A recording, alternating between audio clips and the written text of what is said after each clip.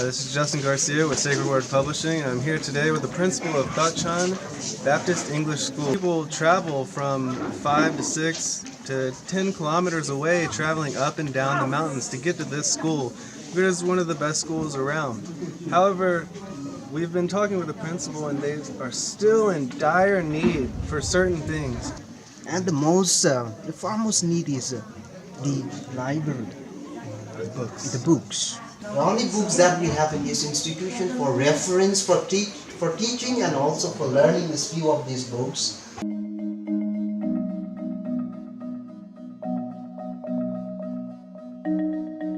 This Kachai school is very strategic for not only for this village but also for the people living around the areas.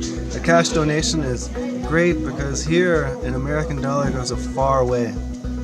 So thank you for your consideration of supporting Kachai Baptist English School, where the kids come and they don't just learn about the institutionalized education, they also learn about Jesus Christ, and they learn how to develop a relationship with the Creator.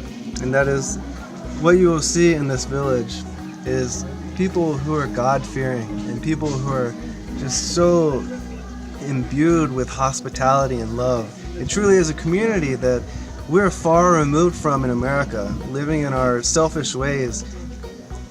Being here is a humbling experience. So thank you for your consideration of supporting and being a part of this community as a body and a member of the body of Christ.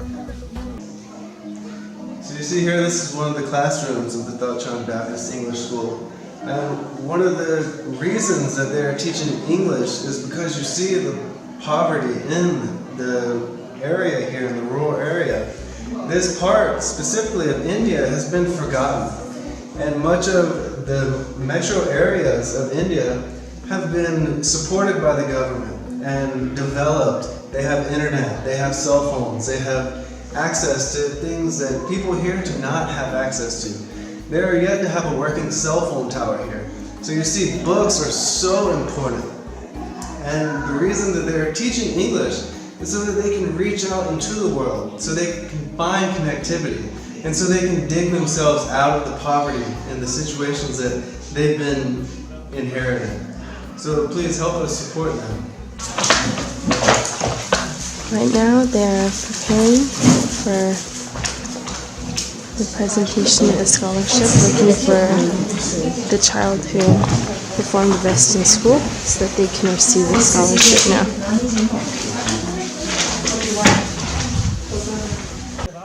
This is the teacher's quarters here. So you can see an example of where they live and where their homes are. This is actually a bedroom. That is where the teachers prepare their curriculums, and this is a bed. They have an attached kitchen, which is here, just a place for a fire.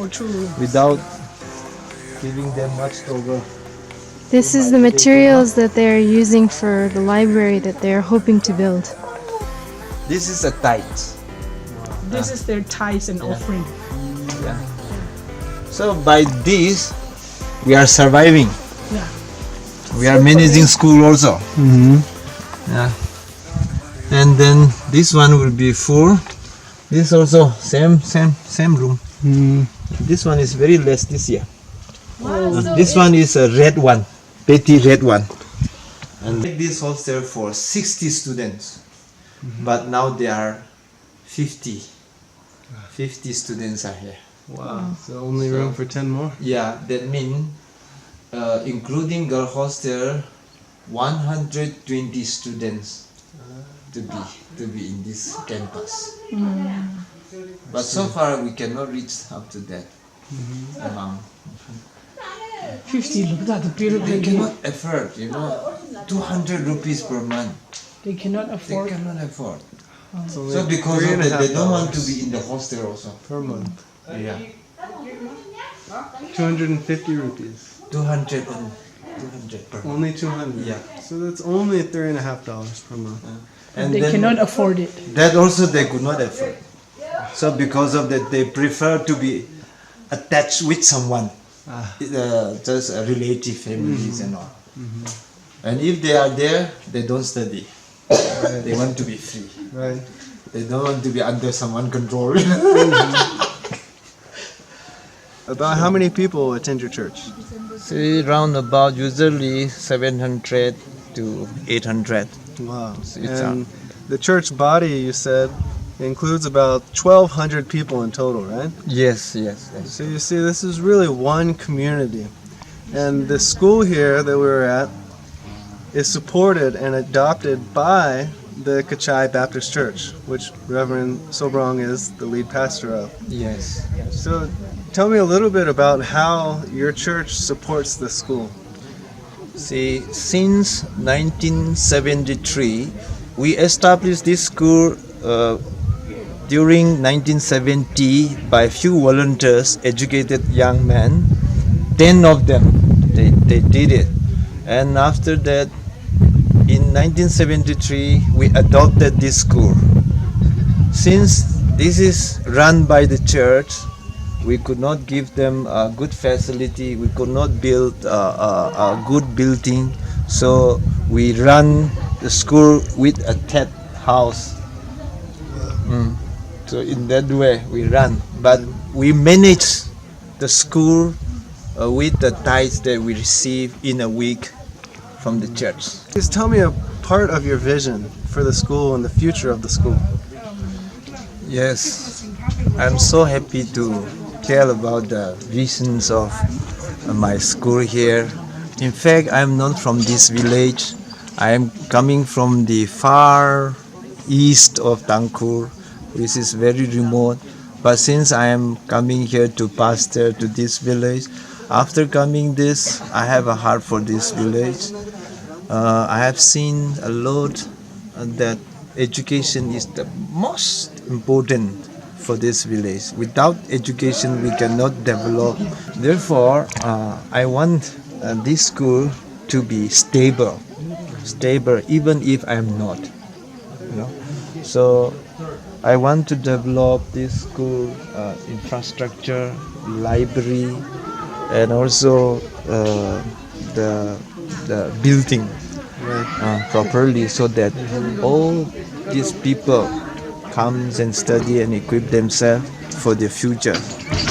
And one basic thing is, this village is the center, very strategic village for the neighboring village, because in this village neighboring there are 20 villages, which is much more remote than this. Right. Because so this area depend on this village, because this is the biggest village among all these 20. Right. Yeah, we heard that people travel many kilometers away to come here. Yes. And they even stay in a hostel that was Yeah. built specifically for the children, Yeah. because there's no good education for them in their own villages. Yeah, that's true. So coming here, I know that you have a great future plan to build a library and to fill it with books and to fill the hearts of the children with great education. Yeah. Right? And with more attractive building and Right. A better, facilities Yes. with desks for the students Sure, and books sure. for the students. So what is one of the obstacles of building? Yes, sure. See, most of the difficult part and an obstacle part is we villagers, almost all the villagers are cultivators. They have at least income. They could not, go for, big earning. So because of that, to contribute towards this is very difficult for their own survival too. Right. So to send their children to the school is another difficult task for them, because sending education and then to eat their daily needs, that also they have to meet, because of that, it becomes an obstacle Right. to develop this. See, this building, the entire building is constructed by the villagers with full participation, through labor contribution manpower, you know, and the ties that we receive. Right. We really hardly manage and construct this with full of cooperation, you know. Right. And Thinking the that- materials that you're bringing here, where do the materials come from? Yeah, these materials we collected from Imphal, which is 104 kilometers Right. from Imphal. Right. I'm So- sure we will have some photos and videos of the road here, so Yeah. people can see the condition of Sure. what it takes to get supplies here. Right? It's a heavy cost, correct? Yeah, it's a high so expensive. I mean, Right. so to give a higher truck to Right. carry a load is so expensive. Right. So for us, it's very difficult. Well, with your prayers and with the support of the villagers here, and with hopefully the support of our followers and our listeners and the fellow members of the body of the Messiah, Sure, we will sure. be able to provide Thank for you. these children. And I truly, I see your future. I see the vision that you have to provide for these children a better future, where their homes have air conditioning and heating, and even connectivity to Exactly. a network where they can communicate. Thank It you will for be your time. so grateful because we don't have really connectivity, you know. No connectivity, road transportation is very bad. It's a pathetic.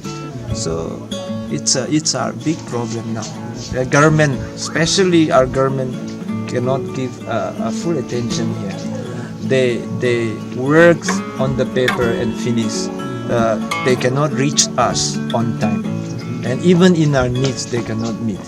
That is the worst condition in Manipur. Urban, it's doing good, but rural, they have really neglected us. This is the biggest problem in the village life. We will see a future together. Sure, I will be so happy working with you. Thank you.